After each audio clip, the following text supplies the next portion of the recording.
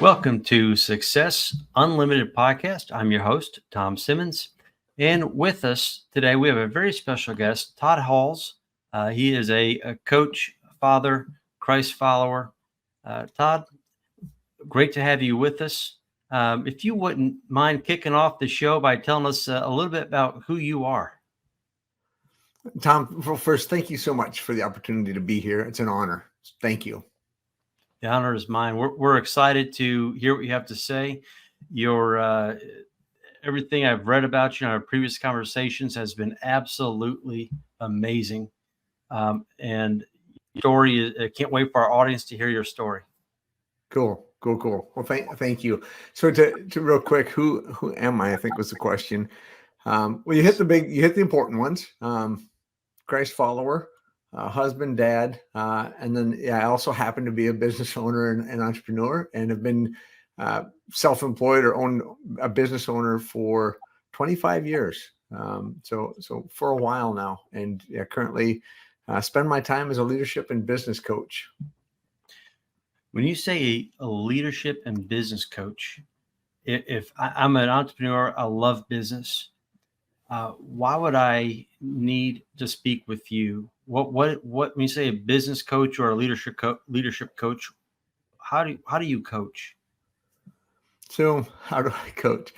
I'm going to go with the first part of your question, which was why would you need to speak with me as a business owner? Yeah. And there could be a number of reasons, but typically it stems from some level of frustration on your part as a business owner, and either you're wearing a lot of hats still and just get caught up in the busyness and like constantly in the busy mode where you're not really in the productive mode anymore, doing things in the business that really don't they don't just fuel your energy, right? You find them draining, but they're things that have to be done in a business. So that'd be one reason. Another reason could be you've got a team, and they're all pulling hard, but not necessarily in the exact same direction. So it's a little bit disjointed. So just trying to get all that human energy pointed in the same direction. Maybe you've got a young leader or a young leadership team, or folks that you have promoted or want to promote, and they've never been taught anything about leadership, and just need some coaching on how to grow into the role, so that they're not, so they don't experience the Peter principle where they get promoted to their level of incompetence because we haven't given them the tools they need to do the job. So those would be some reasons. There's probably more than that, but that'll get you started. I have a lot of questions here. So with Todd Hall's coaching, is there a specific industry and size of business that you like to work with? So industry, I tend to find myself liking the blue collar businesses. And so what I mean by that is that they're a business where they're at least some portion of their employees are probably have calloused hands, are getting a little bit dirty. It could be in manufacturing, construction, landscaping, etc. But those blue collar businesses are where I tend to find myself attracted to, probably just due to my background. I grew up in the concrete business. That's where I kind of cut my teeth in business. So that's probably part of it. As far as size goes, I've got everything from solopreneurs up to companies with 60 to 100 employees. So a fairly decent range. So blue collar businesses, let's just say up to 100, 150 employees. If they happen to be outliers above that, we can serve them. Awesome. And I want to take a step back. You mentioned the concrete business. Was that your dad's company or? So it wasn't. I actually, I had an older half brother who worked construction. He was a lot older than I was, so he's kind of my hero. But I remember seeing, he worked construction, and so I looked up to him. And then I was 20 when I got my first official job pouring concrete. So prior to that, my dad had my folks had a real estate company. They were entrepreneurs as long as I remember. So they had a real estate brokerage. And then my dad started a sawmill. So I started working in the sawmill probably when I was 12, somewhere in that age. So again, blue collar, physical, outside labor. And then when I was 20, I started pouring concrete and fell in love with it. And people used to ask, what do you like about it? And flippantly, kind of half kidding, more serious than that, is like, I like tool belts and work boots, calloused hands, and big trucks. That was not necessarily in that order, right? right.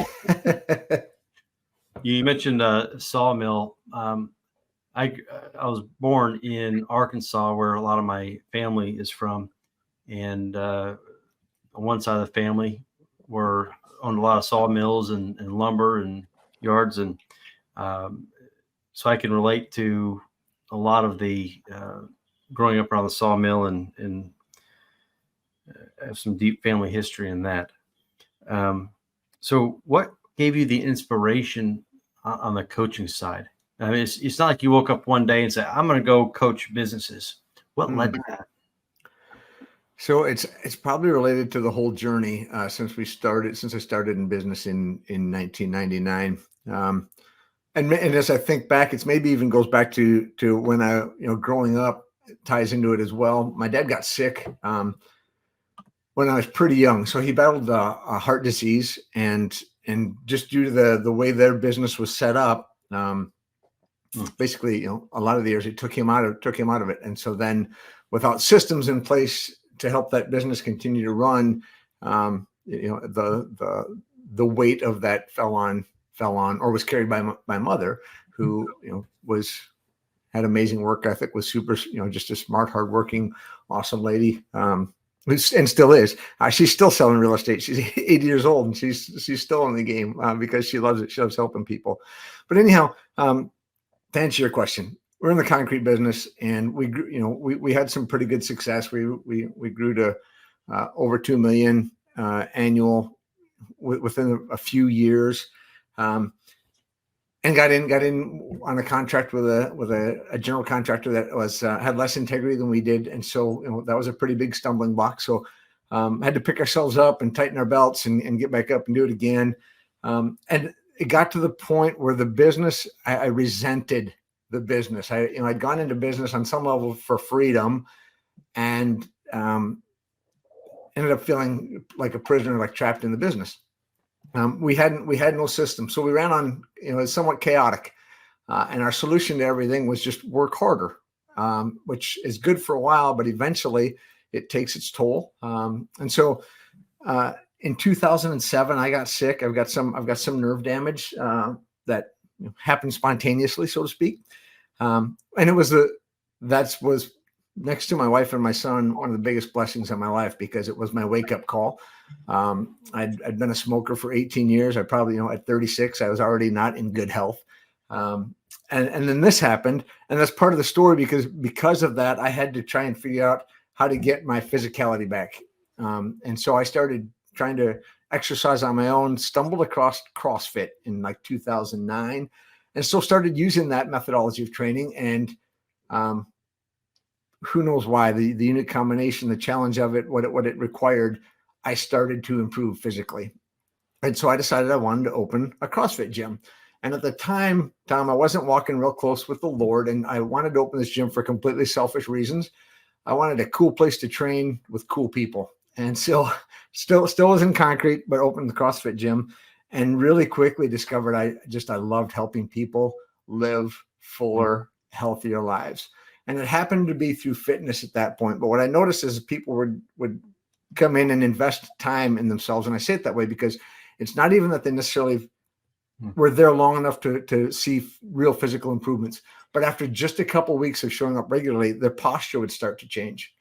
They'd be standing up straighter. They'd be smiling more. And I think there's this internal thing that happens when we start investing in ourselves. We recognize that we're putting value, we're of value to us, and it just changes our demeanor. And then over time, I noticed that their careers would start to improve after training for a while, without any real other changes. It was kind of like this was the start of it. And then pretty soon, I'd hear that maybe their relationships were, with their spouses, significant other, was better.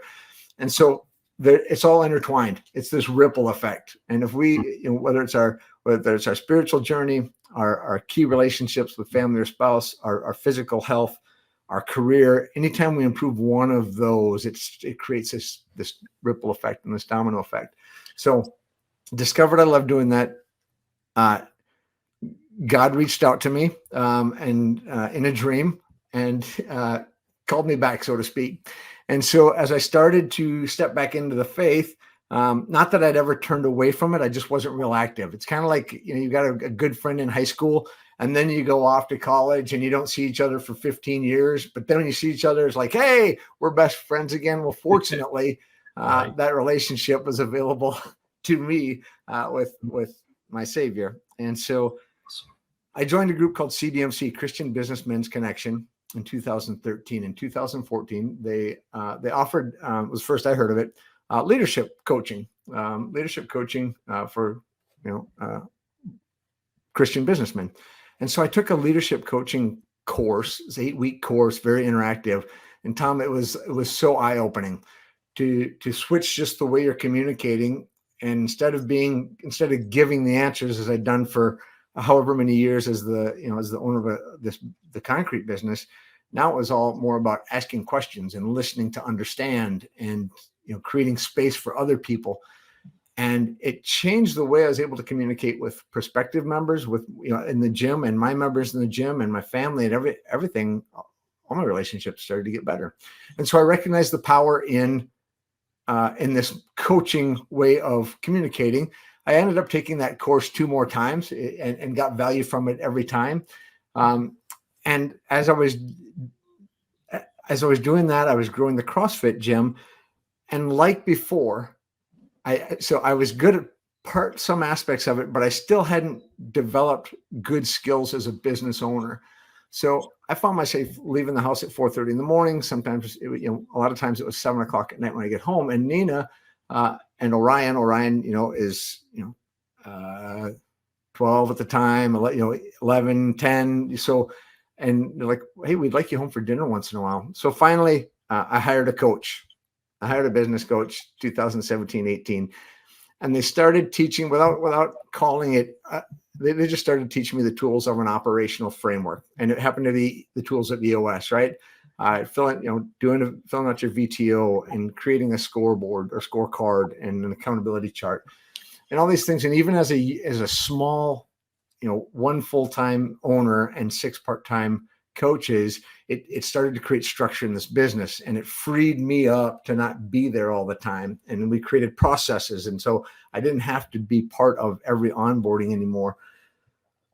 So that's a long way of answering your question. But in 2019, we felt called to leave Minnesota and move to Florida.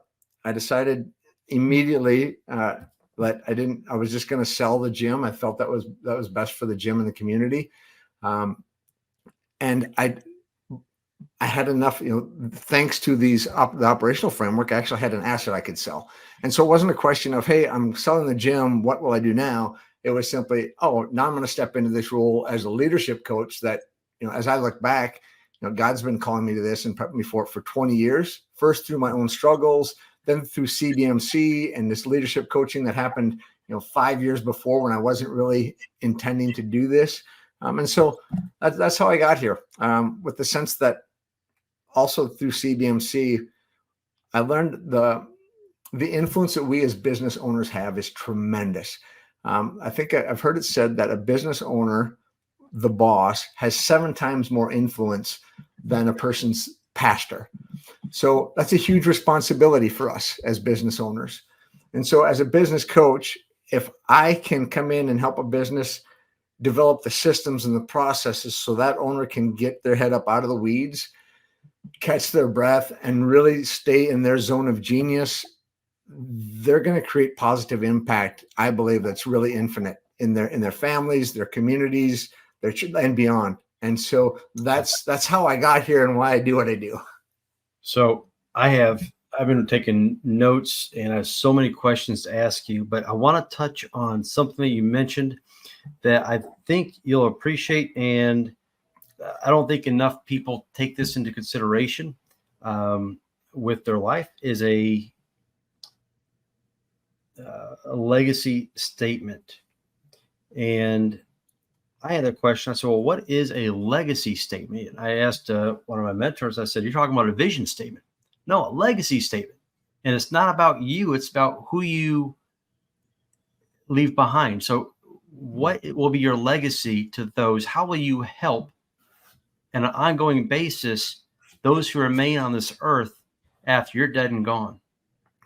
And I started thinking, what is my purpose? And this just happened to me about a month ago. And for me, I'll read my legacy statement. And my legacy is to leave a global virtual incubator, business incubator, to assist entrepreneurs with education, funding, and affordable operational support systems to help support their community and their families. And the two largest needs of a business is funding and business knowledge. And so you mentioned some of the things you mentioned. It kind of struck a nerve with me in a good way, and just brought that memory back. But I want to ask you about.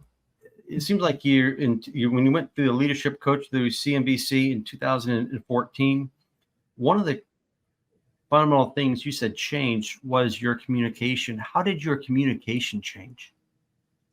I started asking more questions, and open-ended questions. Okay. And in doing so, and then listening to understand. So prior to that, as the business owner, a lot of times when one of the foremen would call, when somebody would call, they had a problem and they wanted an answer. And so for speed, you just answer it. Do this, this, and this, and it'll be fine. Versus, well, give me your best three options. What do you think we should do? And then staying quiet and letting them share what they think. And actually it enables them to think, and it makes it harder for them at first. And in them, it could be an employee, it could be your best friend, it could be somebody you meet at church, could be a stranger. But rather than, I think most of us have the best answer for us within us, if given space to think about it, if somebody can help draw that out. And so that's how I changed my communication. I stopped giving my solutions, and started asking questions so they could draw their own solutions. That's awesome. And really the success of all that is knowing A, what type of question to ask, and then B, how to ask that question. Something you've seemed to have mastered. You've taken the leadership course 3 times. Is that right? Yeah. Yep. And yes. So you have a pretty good handle on leadership. So how would you define leadership? So I'm going to take the easy way out as a member of the Maxwell, the John Maxwell organization, Maxwell leadership team. Leadership is influence, nothing more, nothing less. And I'll expound on that a little bit if you want. Please do. So if we're in a company, right, and we're the owner, and we cast a vision and say, you know what, we want to impact 100,000 small businesses in the next 20 years because we know small businesses, that those owners will create an infinite positive ripple effect, and the whole team can see that vision and get on board, right? And we can lead them on that path. We can influence them to do that. That's positive leadership. On the flip side, if you ever been in the grocery store and you've seen the mom or the dad with the 5-year-old that wants something, and the mom or dad says, no, you can't have it. And they say, I want it. And they say, no. And the child just has a meltdown. And the adult takes them by the hand and leads them out of the store. I would tell you that the child is leading at that moment. The adult had no intention of leaving the store, but because of the child's influence, they were led to change direction. And so leadership is influence. I think that's what I think. And you mentioned the EOS system. For those who don't know, that is the Entrepreneurial Operating System. VTO is Vision Tracking Organizer. And EOS is really based upon the book written by Gino Wickman called Traction. I highly recommend that book. In fact, I use it in my own businesses. I have a copy with me right here. But you mentioned you really worked through EOS, and using those principles allowed you to sell the CrossFit business. What happened to the concrete business? Did you shut that down, or did you sell it off? Or In 2016, we just closed it down, and sold off used equipment at used equipment prices. Yep. Like it was kind of a fire sale exit. Let's be done. I'd lost interest. Didn't want. It just wasn't. Yeah. So shut it down. Sold stuff off. And like I said, and I recognize the difference, because without this framework in the CrossFit gym, I'd have sold off used fitness equipment at used fitness equipment prices instead of actually having a business to sell. And it's not a huge exit, but it was significant. Just the difference in it was significant.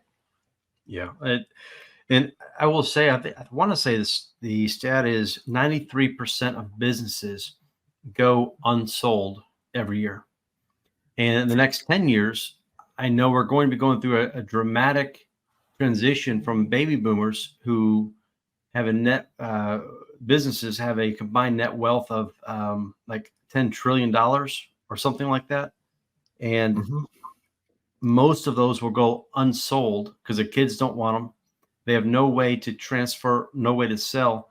And by you using a principled approach, instituting well communicated leadership principles, you were able to sell CrossFit and then just have an asset sell, which is a good way of saying you don't sell the liabilities. You just have an asset sell of a company on your concrete side.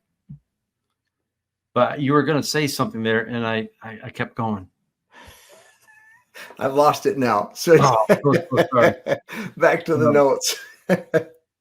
Yeah, I found that very interesting. And you talked about the toddler. You talked about leadership, and I mentioned the EOS for a reason just a few minutes ago, and I want to say that a lot of businesses and entrepreneurs, if they work with family or they have someone that came, they started with them and they were at the founding of the company or inception of the company, a good friend, they will elevate their friend, their family member, or someone they really like to a position of positional authority and call it leadership. And versus looking at making sure that you have the right person with the right skill sets that gets it, has the capacity to do the job and do it well. And what would you agree with that statement? I would. And so thinking of, John Maxwell talks about the 5 levels of leadership, and level 1 is just by position, right? They're leading because they've got the title of manager or, crew leader or shift leader or whatever it is. So, and you think about that, a lot of times we are all in that. So you could meet, the CEO of a Fortune 500 company. And in that moment, if you were hired by him, right, in that moment, he's only leading by position because he hasn't shown you any ability to lead. He hasn't added anything to you, no value. So the second level is leadership of, by permission. So now you've seen them in action a little bit. You've given them permission to lead. And so we all start in every relationship. It's the leadership by position. To your point, it's not uncommon for people to get elevated to that spot and never develop, never choose to grow, never invest in themselves, never seek the help to become a level 2, level 3 leader. They just stay leadership by position, and they lead by because I said so, and I'm the leader, right? Rather than Right. Guiding, leading, clearing up obstacles, doing all the things that a good leader does as a support system rather than a dictator. You articulated what I was trying to say, but in a much better way. Thank you. You mentioned John Maxwell a few times. I've read many of his books. I recognize him as an authoritative figure on leadership. He has a lot of fresh ideas. Really enjoy his teachings. Is that probably the single most influential leadership person or personality in your in the past few years that you've really kind of tied into? And the risk of giving the Sunday school answer. That's all right. No, Jesus would be my best example of just servant leadership. Yes. He didn't come to be served, but to serve. And through his humility and humble leading, he changed the world. So that's where I go. And I have nothing further, Your Honor. I'm done. That's it. Mic drop. No, that's an excellent answer. I had a follow-up answer or question rather that I was going to ask you. So I kept hearing John Maxwell. So let me step back and take a different approach. Jesus being the ultimate coach, life coach, business coach. There are books out there that Business by the Good Book and other books out there as well. Can you recommend to our audience the top 3 books that you would recommend an entrepreneur read? An entrepreneur, sure. The Ultimate Sales Machine by Chet Holmes. Okay.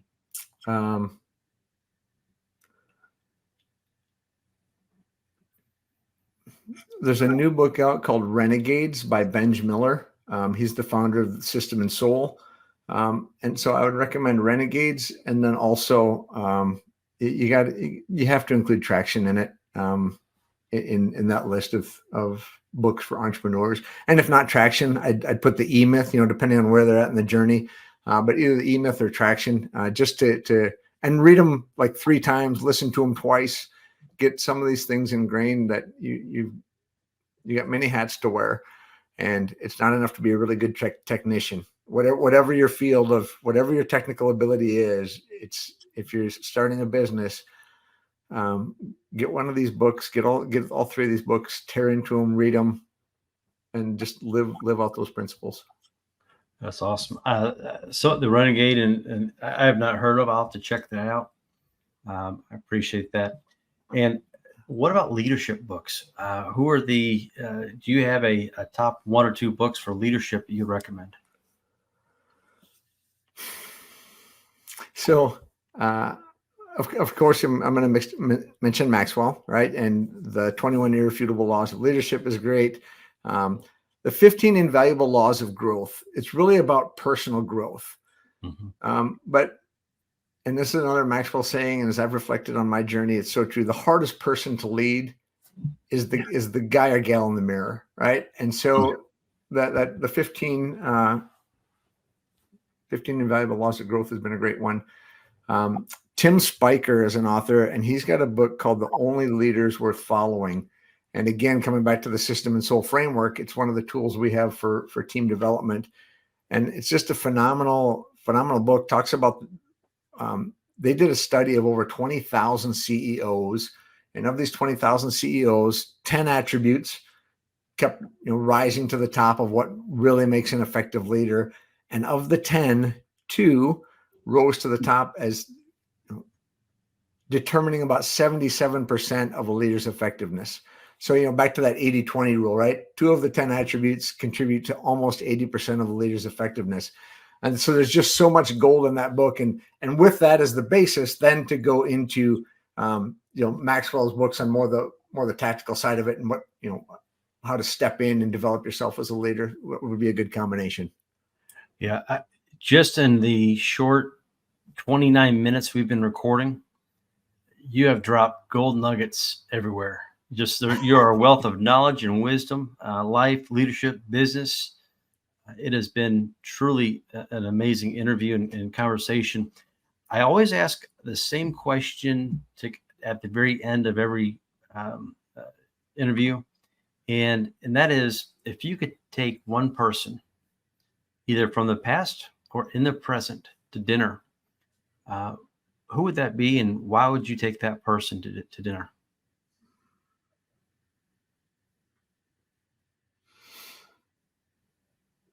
So just so everybody knows, my first answer would be the Sunday school answer. Yes, I would sit down with Jesus.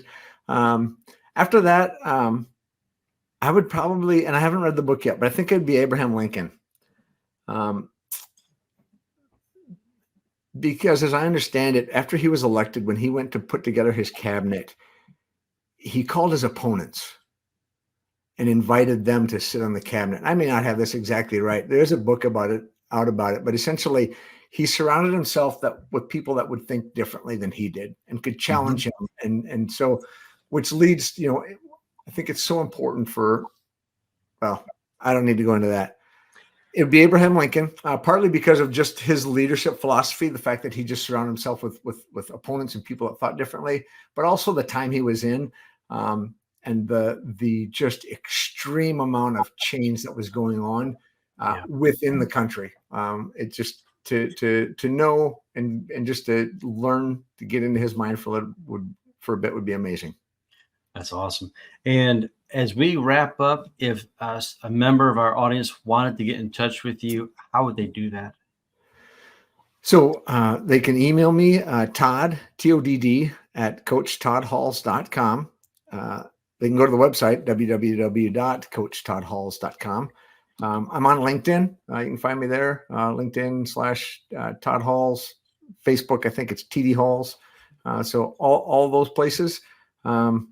You can call me at 507-382-6500. Those are the best ways I can think of, Tom. Awesome. Well, appreciate your time, your willingness just to give away information and be genuine and be real. It has been a pleasure speaking with you.